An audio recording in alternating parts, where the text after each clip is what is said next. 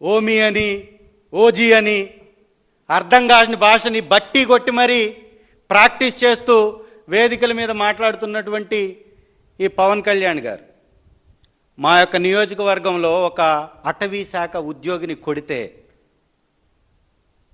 అటవీ శాఖ ఉద్యోగిని ఎమ్మెల్యే కొడితే చర్యలేంటయా?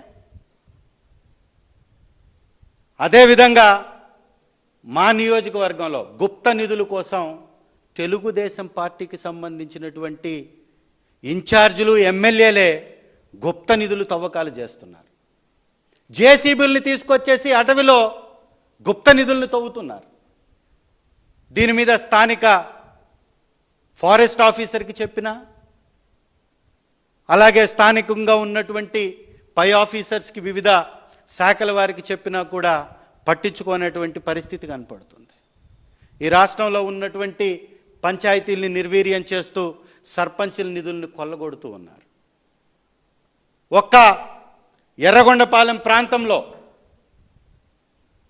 ఒక్క పంచాయతీలో దాదాపుగా ఏ ఒక్క పని చేయకుండా 25 లక్షల రూపాయలు డ్రా చేసినటువంటి ఉదాంతం ఉన్నది.